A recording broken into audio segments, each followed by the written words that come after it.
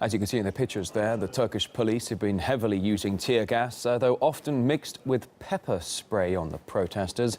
Over the past decade, the country has increased its imports of the chemicals 50-fold. Human rights groups have raised the alarm, pointing to the excessive use of force by the security services. RT's Boyko looks at the possible long-term effects of the ongoing crackdown. An all-too-familiar sight for many Europeans. Anti-austerity protests in Greece, Spain and Germany. Gay marriage demonstrations in France, and now anti-government protests in Turkey. Whatever the occasion, for these European governments, tear gas is the answer. Tear gas was invented in part to shut people up. You're thinking about, this is where communication meets politics. We're talking about a technology, a weapon that actually inhibits people from being able to speak, that enters into the throat, that enters into the lungs, that forces people to kind of disperse, right?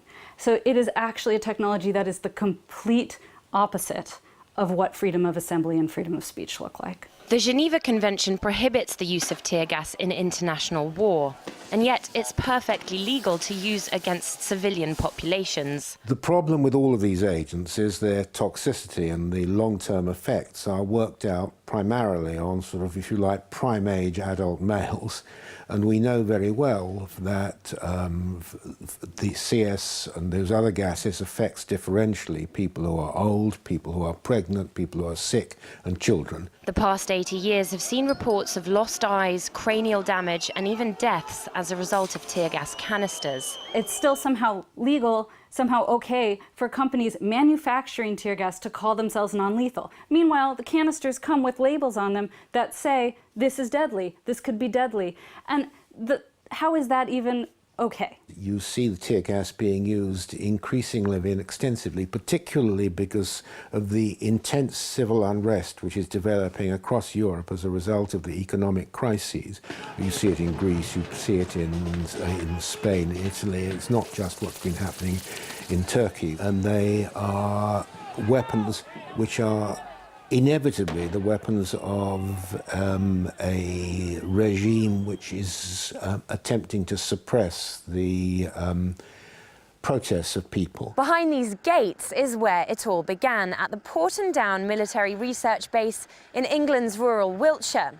CS gas was developed and tested here secretly in the 1950s. Since then, it's become a profitable industry sold to police forces the world over in the form of tear gas and pepper spray. In the past 4 years, Britain has sold almost as much tear gas to Europe as it has to the Middle East.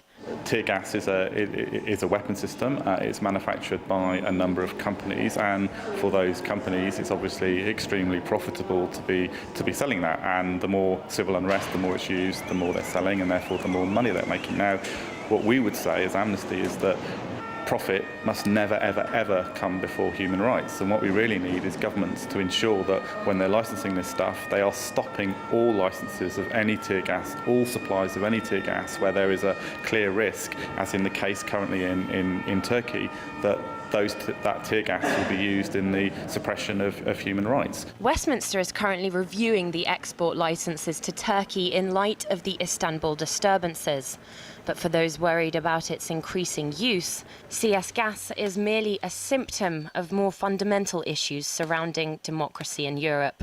Why are there so many people dissenting right now? Why is it that we've had such a breakdown in supposedly democratic countries that we can no longer have any kind of mediation or dialogue with their population? What kinds of failures of representative government are we seeing? That where we go is, should we poison them with tear gas, or should we, take out machine guns and tanks against them?